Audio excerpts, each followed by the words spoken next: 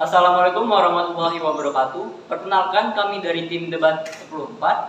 Di sini saya selaku pembicara pertama bernama Kenny Danuarta, lalu ada pembicara kedua, Lalu saya Rafindra Gafila. dan pembicara ketiga.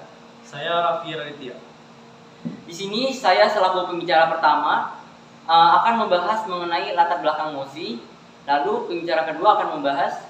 Lalu saya sebagai pembicara kedua akan membahas tentang menentang pendapat orang dengan data dan memberikan contoh masalah yang ada, yaitu mengenai kenapa SMK bisa lebih baik dari SMA.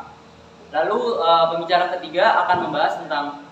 Saya pembicara ketiga akan membahas tentang contoh kasus dan menegaskan ulang kesimpulan.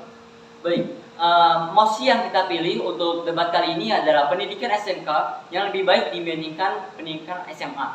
Di sini kami memilih pro terhadap hal atau mosi tersebut. Baik, saya selaku pembicara pertama akan membacakan orientasinya. Pertama, di sini kita harus mengenal dulu batasan-batasan apa yang kita gunakan pada saat debat nanti, yaitu batasan pada debat kali ini ialah SMK lebih baik daripada SMA dalam kualitas pendidikannya dan dalam pengaruh terhadap dunia pekerjaan. Pertama, orientasi dulu.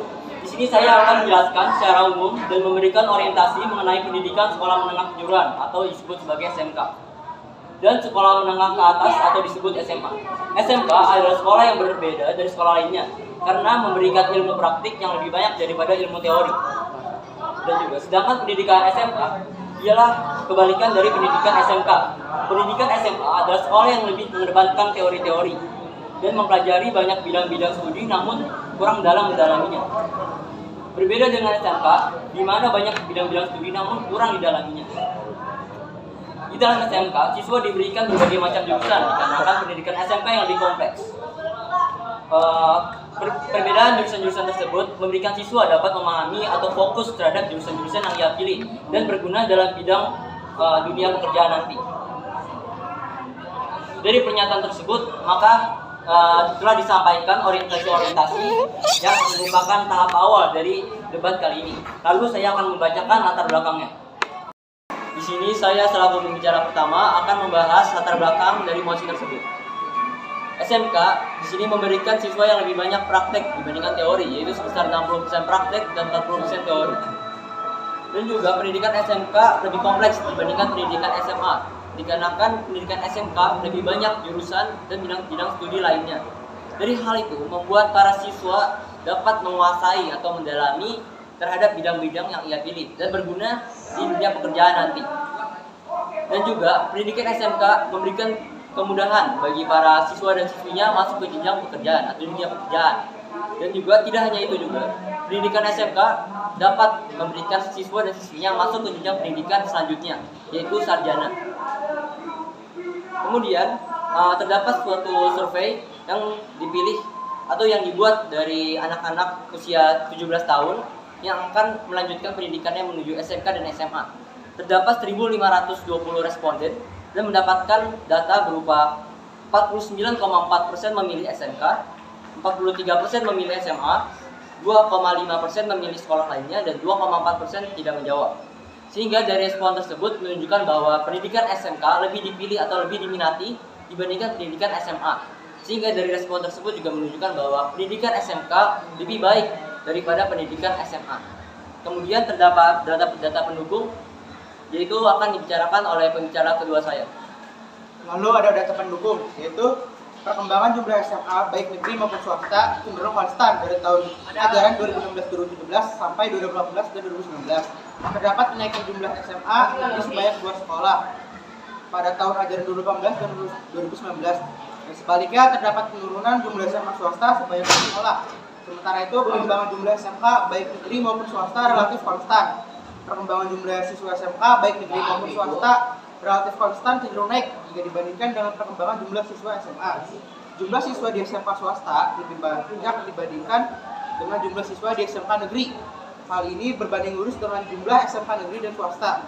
Terdapat kenaikan jumlah siswa SMK sebanyak 1.332 siswa di SMK negeri dan di SMK swasta dan sebanyak 1.317 di siswa SMK negeri dan pada tahun ajaran 2017-2018 dan berdasarkan pada pasal 15 Undang-Undang Nomor 20 Tahun 2003 tentang sistem Pendidikan nasional mengatur bahwa pendidikan kejuruan merupakan pendidikan menengah yang mempersiapkan peserta didik, terutama untuk bekerja dalam bidang tertentu.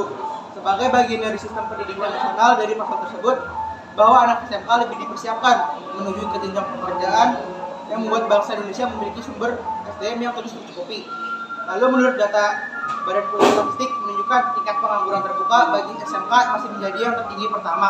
Angkanya mencapai 11,13% per Agustus 2021, sementara TPT sekolah menengah atas untuk SMA tercatat sebesar 9,09%, yaitu berada di urutan kedua. Sehingga dari data tersebut menyebutkan bahwa SMK merupakan penyumbang pengangguran tertinggi. Namun yang harus dipertegas kembali di sini adalah pengangguran disebabkan oleh sifat dan karakter individu tersebut, sehingga tidak bisa disalahkan dari lembaga atau institusi yang terkait. Juga persoalan kualitas lulusan yang tidak sesuai dengan standar industri. Dan keempat, persoalan usia lulusan yang rata-rata baru 17 tahun, sehingga harus menunggu 1 tahun lagi untuk bekerja. Terang Hamid kepada media Indonesia di Jakarta, Jumat tanggal 11 bulan 5. Menurutnya tidak semua industri membutuhkan tambahan pekerja lulusan SMK setiap tahun. Apalagi dengan bayangan yang mengarah pada otomatisasi produksi sebagai akibat revolusi industri 4.0. Data tersebut dapat ditepis dengan strategi pendidikan siswa dan siswi SMK, di mana mereka perlu masuk ke dalam jurusan yang mempengaruhi berguna dalam dunia pekerjaan, seperti jurusan TKJ atau komputer yang memiliki pengaruh atau berguna di dunia pekerjaan, terutama di zaman sekarang. Pada intinya, solusi dari permasalahan tersebut ialah strategi dari individu tersebut yang perlu mengikuti arus perkembangan industri dan adanya niatan untuk mengimprovisasi diri serta mengembangkan keterampilan atau skill yang dibutuhkan. Contoh kasus, data yang dipublikasikan Kemendikbud menyebutkan dari 1.106 140 siswa SMK dari seluruh provinsi, hanya 600 siswa yang tidak lulus tahun ini.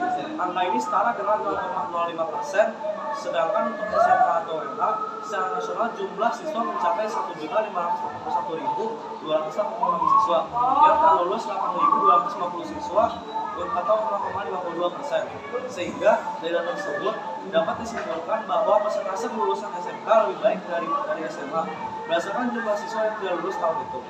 Pendidikan SMK bisa sampai 4 tahun lamanya dan bahkan bisa sampai 4,5 tahun dikarenakan terdapat sistem belajar yang bernama PKL atau praktek kerja lapangan yang membuat siswa mencoba ke dalam dunia pekerjaan secara langsung, sehingga membuat pengalaman tersendiri. PKL juga memberikan kesempatan bagi siswa untuk masuk ke dalam perusahaan dengan mudah.